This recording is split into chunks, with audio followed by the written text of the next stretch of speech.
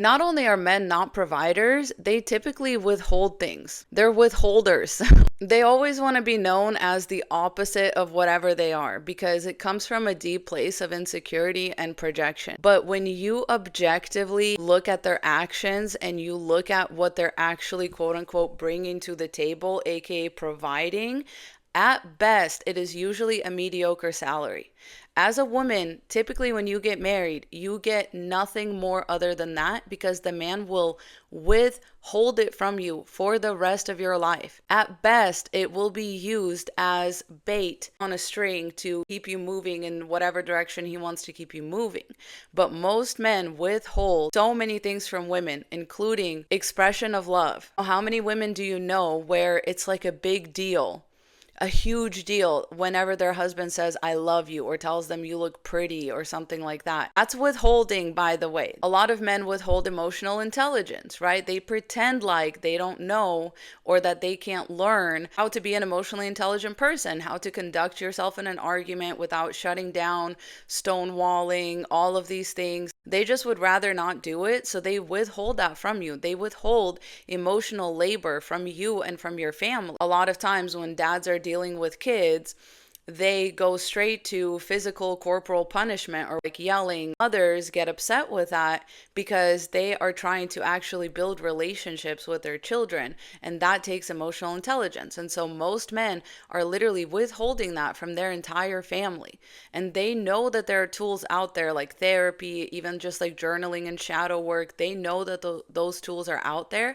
They just will not use them because they are withholding that from you because it doesn't win them any patriarchy points. Not to mention the physical labor that they withhold, which you would think would be one of the very few things that they bring into relationships, but it turns out men withhold physical labor as well. So not only are the chores that men claim to provide to women less frequent and frankly less demanding, women oftentimes also have to nag their husbands into doing those chores, like mowing the lawn or like fixing something, changing the oil in somebody's car. They say that they do these things and they love to threaten women with, who's going to change your car oil? Well, who's going to do this? It's like, not you. Especially, a couple years into marriage, like they just let their foot off the gas. They're withholding that physical labor from you. Why? Because they can. And when they're not withholding something from you, they're weaponizing it, right? We've heard all of these terms: weaponized incompetence, weaponized emotional intelligence, weaponized therapy speak. When they're not withholding something from you, they will find a way to weaponize it against you and make your life worse in a way that you can't quite complain about.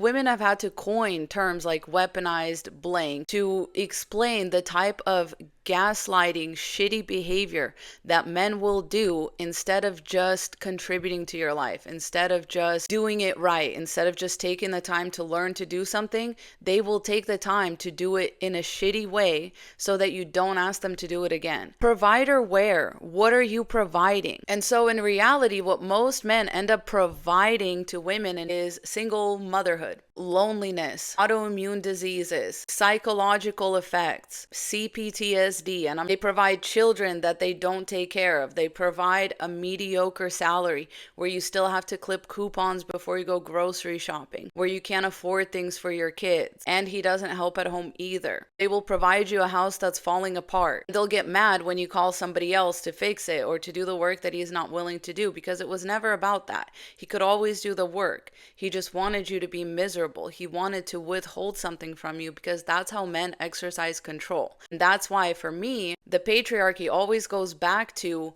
hoarding resources. Men had to figure out a way to withhold something big enough from women to force women into relationships where they could further withhold from them and just take advantage of them and just extract from them. Because, so many times women will be like, oh, I broke up with my boyfriend or I divorced my husband, and next thing you know, he's out here on Instagram posting his new girl, doing all of these things for her that he never did for me. And it's like, yeah, babe, that's because he withheld it from you. No, let's not blame it on, well, she was his dream girl and you weren't. It doesn't matter. They use this tactically. They weaponize this. Like I said, when they're not withholding, they're weaponizing. They're really just weaponizing their new woman against you. That's all that is, using things that they have withheld from you in the past. When you really think about it, the provision is like a maybe 1 to 5% of what they do. The rest of how a man is going to treat you is going to be by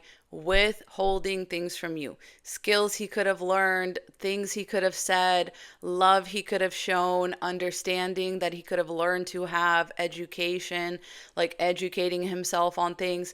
Most men, when they marry a woman, they don't expect forward progress after that on their part. They don't expect growth and change or any of that on their part. That's another thing that they withhold from you.